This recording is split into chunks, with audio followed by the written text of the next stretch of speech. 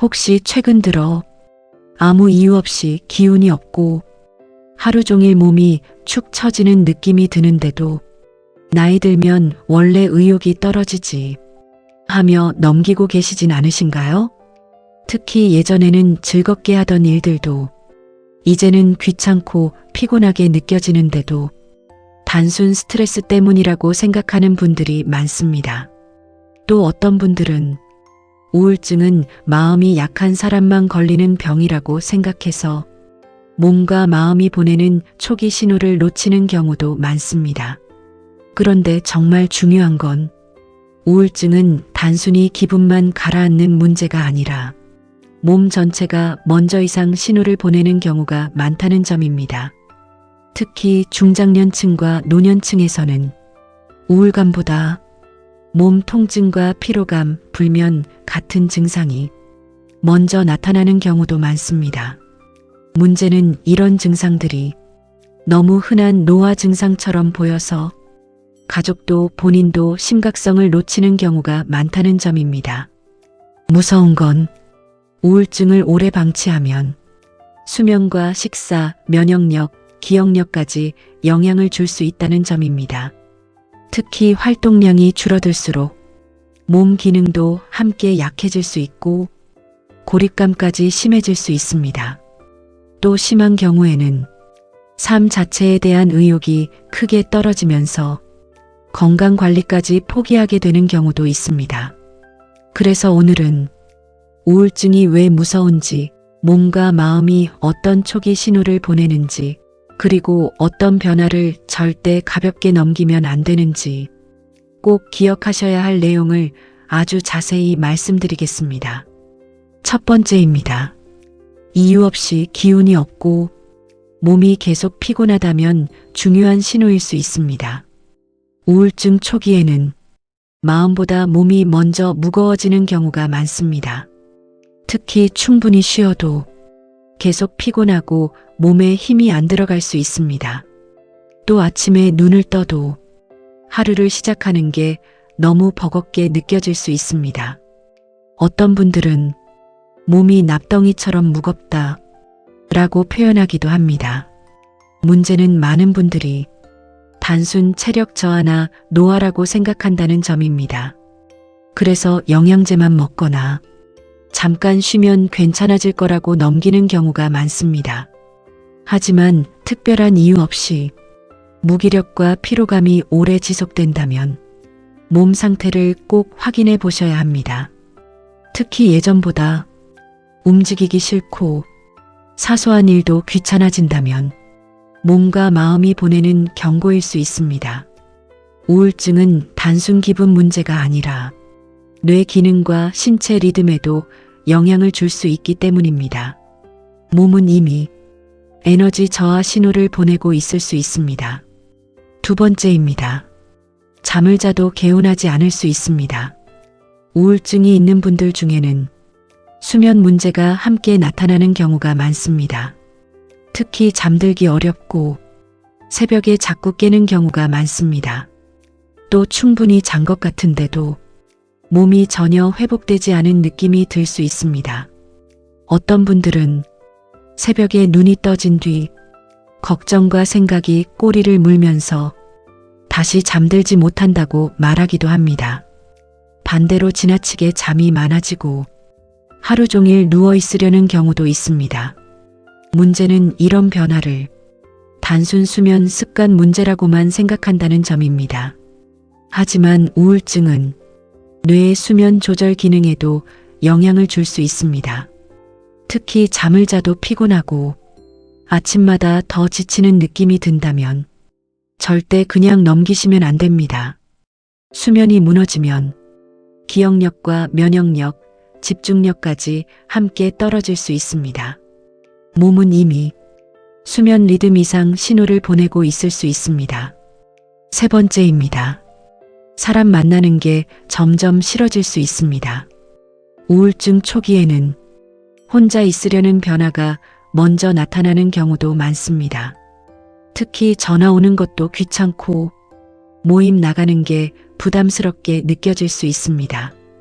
또 가족과의 대화도 줄어들고 하루 종일 말없이 TV만 보는 경우도 많습니다. 문제는 많은 분들이 그냥 조용히 있고 싶은가 보다 하며 넘긴다는 점입니다. 하지만 사람을 피하고 사회 활동이 줄어드는 변화는 우울증의 중요한 신호일 수 있습니다. 특히 예전에는 활발하던 사람이 갑자기 모든 연락을 귀찮아한다면 더 세심한 주의가 필요합니다. 또 외출 자체를 줄이게 되면 햇빛과 활동량도 부족해질 수 있습니다. 그러면 기분 저하와 무기력감이 더 심해질 수도 있습니다. 몸과 마음은 이미 고립 신호를 보내고 있을 수 있습니다. 네 번째입니다. 몸 여기저기가 아플 수 있습니다. 많은 분들이 잘 모르지만 우울증은 몸 통증으로 나타나는 경우도 많습니다.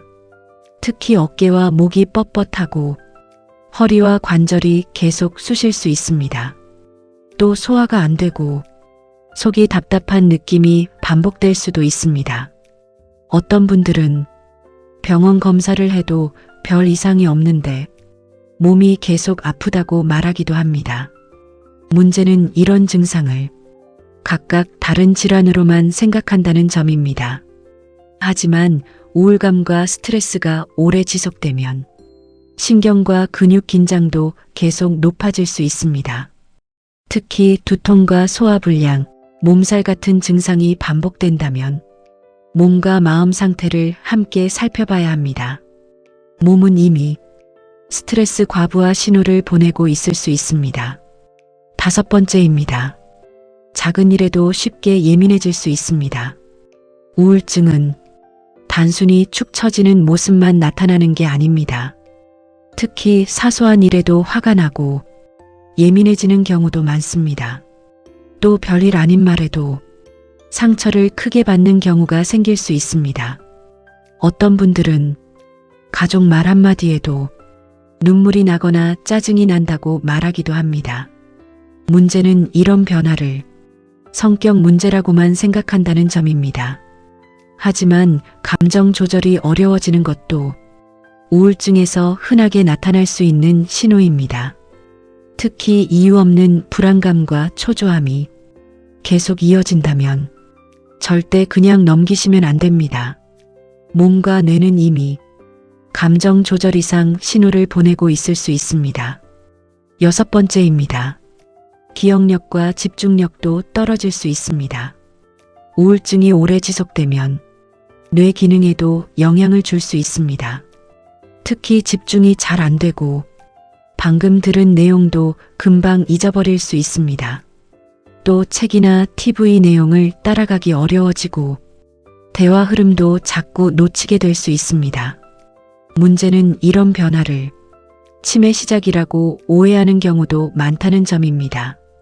하지만 우울증에서도 기억력과 집중력 저하가 흔하게 나타날 수 있습니다. 특히 멍하게 있는 시간이 늘어나고 생각 자체가 느려진 느낌이 든다면 몸 상태를 꼭 확인해 보셔야 합니다. 몸과 뇌는 이미 인지 기능 저하 신호를 보내고 있을 수 있습니다. 일곱 번째입니다. 우울증은 절대 혼자 버티면 안 됩니다. 우울증은 마음이 약해서 생기는 병이 아닙니다. 특히 몸과 뇌의 기능 변화, 스트레스와 외로움, 생활 환경 변화까지 복합적으로 영향을 줄 수 있습니다. 또 나이가 들수록 은퇴와 상실감, 사회적 고립이 겹치면서 우울감이 더 깊어질 수도 있습니다. 문제는 많은 분들이 내가 참아야지 하며 오랫동안 혼자 버틴다는 점입니다. 하지만 우울증은 방치할수록 몸 건강까지 함께 무너질 수 있습니다. 특히 식사량 감소와 활동 저하, 수면 문제까지 겹치면 전신 기능이 빠르게 약해질 수 있습니다. 무엇보다 중요한 건 몸과 마음이 보내는 신호를 절대 무시하지 않는 것입니다. 몸은 이미 위험을 알리기 위해 오랫동안 작은 신호를 보내고 있을 수 있습니다. 건강은 단순히 몸만의 문제가 아니라 마음 건강까지 함께 지켜야 유지될 수 있습니다. 오늘 말씀드린 내용 중 해당되는 부분이 있다면 절대 그냥 넘기지 마십시오. 지금의 무기력함과 불면, 사람 피하고 싶은 마음이 몸과 마음이 보내는 중요한 경고일 수 있습니다.